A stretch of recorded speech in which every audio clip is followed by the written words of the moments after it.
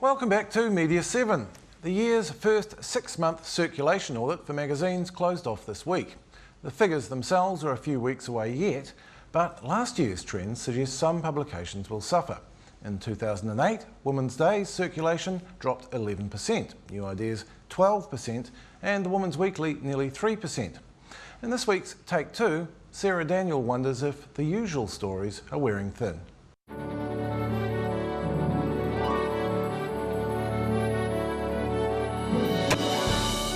Once upon a time in the kingdom of Hollywood lived two pretty little princesses.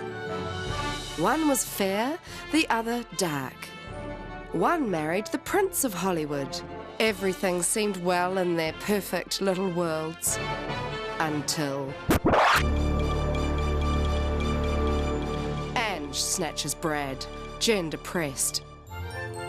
Jen wants Brad back. Ange depressed. Ange adopts another child. Baby time for Jen. Jen pregnant. No, she's not. Yes, she is. Ange pregnant, adopts a small Somalian tribe. Brad wants Jen. Brad and Ange happier than ever. There are 3 people in this marriage. Enough already. Each week, there is a new headline in the love triangle of Brad, Ange and Jen. I think they're just intriguing. Brad and Angelina are enormously glamorous and beautiful. Their children are stunning and I think that's just something that we're naturally drawn to. For readers, it's about escapism and a little schadenfreude.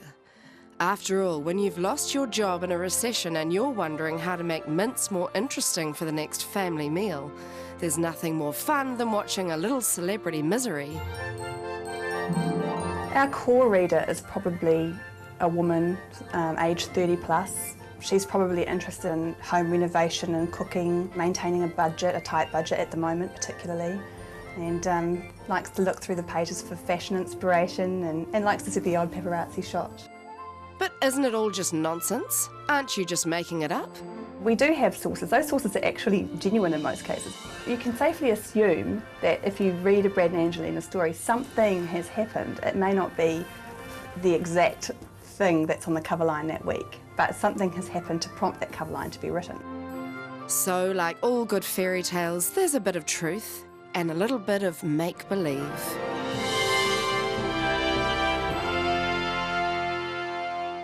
Sarah Daniel there. So, are we bidding bye-bye to Brangelina and Bennifer? And are different titles now prospering? Joining us to sort things out are Women's Day editor Sarah Henry, Total Media CEO Martin Gilman, Linda Hallinan, editor of New Zealand Gardener, which was named the supreme winner at last week's MPA Awards. Her circulation is growing along with the garden. And industry consultant Stuart Shepherd of the Magazine Marketing Company. Welcome to you all. Sarah, the proposition is that celebrity couples are getting old and your circulation's falling. Are you going to change anything? Absolutely not. I mean, we're still driven by celebrity and A-list celebrities. And at the moment, that is Brad, Angelina, Jen. It's a real life soap opera and people are hooked on it. You know, they say, God, you put the same people on the cover week after week. That's because if we don't, it doesn't sell as many. So clearly if people didn't want to read about them, they wouldn't be buying the magazine. So people don't seem to mind that it's reached the level of parody. I mean, this story's been going on 6 years. They're hooked. They are hooked. You talk to people, everybody knows who they are. Everybody has an opinion. Everybody has a side. I mean, what team are you on? Team Jolie or Aniston? I don't care. You do care. You do care. The fact that you're doing the show on this shows that you care. Well, the reason we're doing the show is I walk past those banners and get completely confused about what's going on because it seems to be one week you'll say they're together and the next week you'll say they're not. It's a soap opera. So why is your circulation falling then if people aren't getting tired of this? I think that we're very over-mediated in this country. There has been market fragmentation. You look at how many players are in the weekly market now compared to this time maybe 3 years ago. There are a lot more players.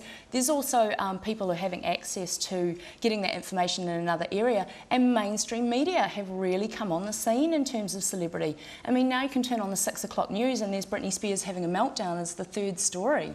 I mean, 3 years ago they wouldn't have touched that stuff, and all of a sudden everybody cottoned onto, oh, maybe people are interested in celebrity, perhaps we should be putting them on there. Michael Jackson this week, pure and simple case in point. That's led the news every single night. I don't know, I haven't seen your magazine, but I noticed the Women's Weekly managed to get an extra cover around the already printed and bound issue. Yes, that's right. With Michael Jackson on it, which obviously showed that was important. Yes. But Martin, do you buy the proposition that we're over-mediated here, that there are too many titles in the market? No, not at all. There's actually always good room for new product, and I think that what the circulation trends show that, in that the most successful titles in the market, apart from our friend here, have been the newer titles over the last few years. I must admit, I'm with you in the don't care camp when it comes to Jen-Brad-Angelina and all that sort of stuff, but you can't deny the fact that people like that sort of gossip. To be fair, you're not in the demo, oh, look. so, you know. And I don't care, I mean, really. So I wouldn't expect you to necessarily care. Well, we've been talking about circulation, but is that really the issue?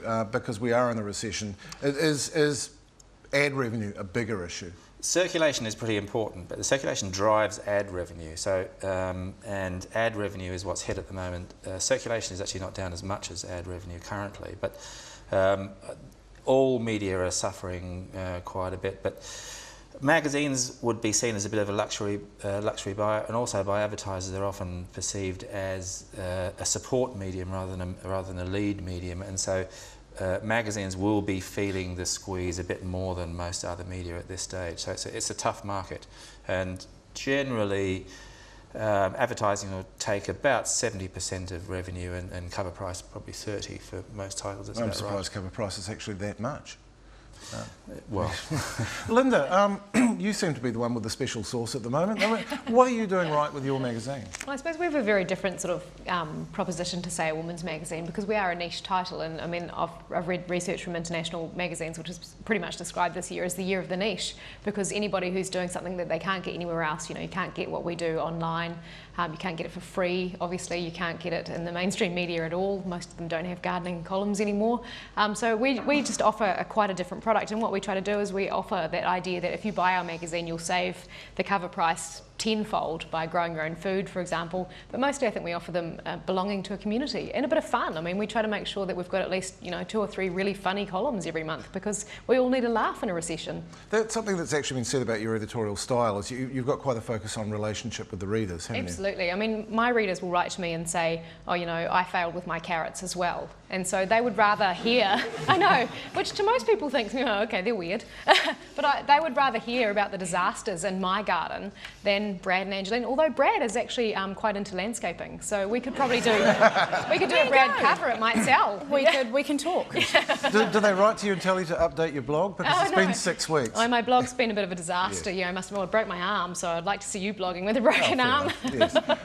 Stuart, you've been looking at the industry globally, and particularly the future of the magazine industry, because like every media sector, it's changing. What's your focus been there? Well, I think one of the challenges around the industry right now is how publishers deploy their message across various media.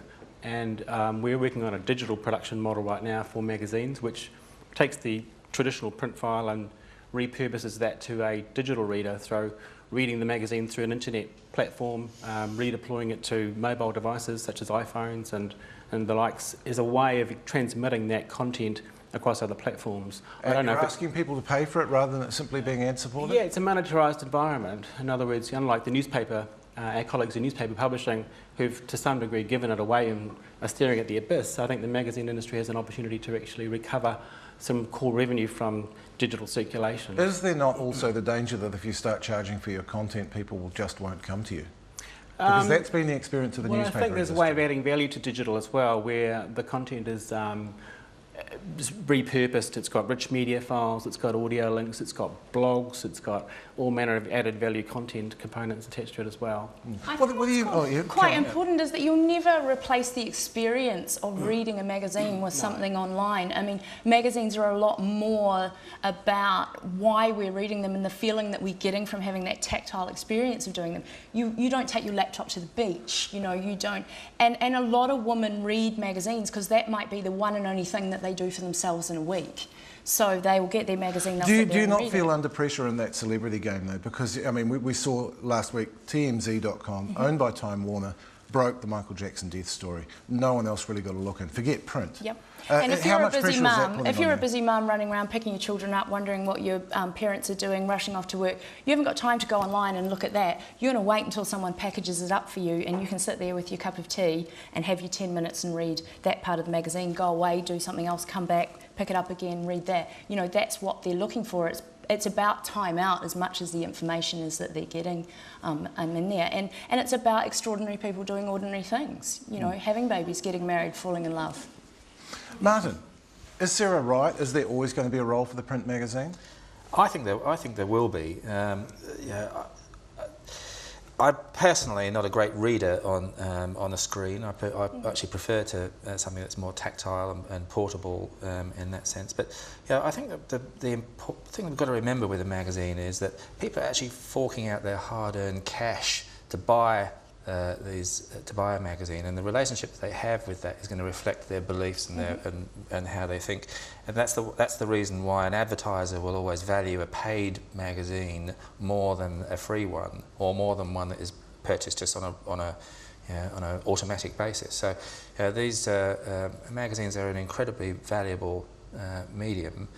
And I think it's great that Stuart's doing something to monetise the content, because newspapers are going down that track of giving away their core product, and inevitably, unless they find a way of monetising it, they're going to disappear, which will be a tragic loss. Well, the risk seems to be that the same situation that all the other media that going online face: way too much inventory and not enough advertising to fill it. Well, the advertiser-funded model for online media doesn't work anywhere in the world. That's a big issue, and nobody has found a way of doing it. And so that's why I think that what Stuart's doing is really interesting here, and it would be fantastic if that achieved some success.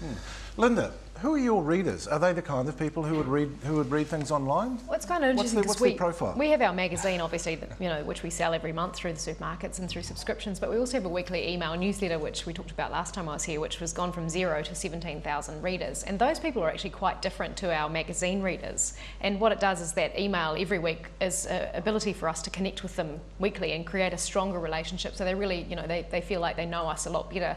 But those people are a lot younger. A lot of them, 30% of them, don't subscribe to the magazine. So we've got a lot of people who've never read the magazine. They don't understand. They think a gardening magazine's for old people who grow flowers.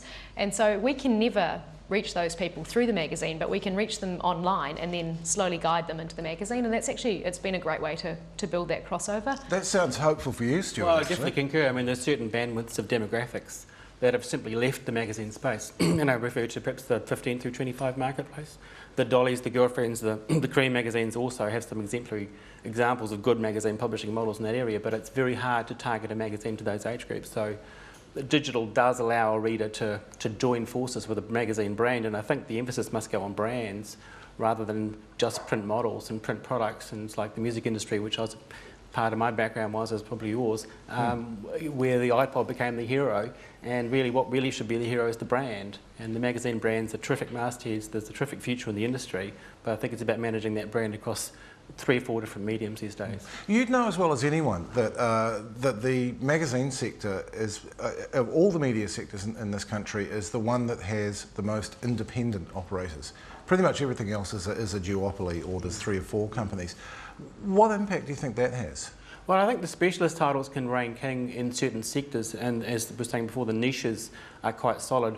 I unpacked my mail last week and there was Vanity Fair from the US, and unfortunately it was 1/4 of an inch thick, which I think is a little problematic. And they're giving away an awful lot on their website these days. Well, actually. I wondered if that was always the core editorial anyway. Yeah. But, yet my wife picked up her copy of The World of Interiors, and The World of Interiors was very, very solid, very chunky, and very specific to its target marketplace, a bit like New Zealand Gardener, which is very, very successful magazine in circulation today because it's very focused on its one core proposition.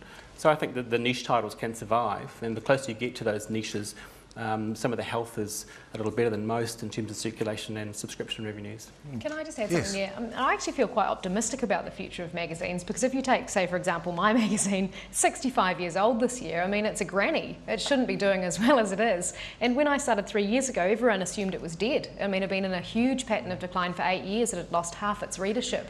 And so, I mean, everyone assumes that when magazines start to plunge, you can't stop it. But you can stop it. It's just about content. And I think that's the thing, is for so long it's been advertising driven, and now that the advertising revenue is really struggling, it actually really brings back to the fact that people buy that magazine, they pay $7.20 a month because of the content. And so if you can get that content right, the fact that the advertising revenue is weak doesn't actually impact on the core value of the magazine. Well, actually, I mean, I think one interesting case in point is Metro magazine, which is, I think, is editorially strong as it's been in years at the moment.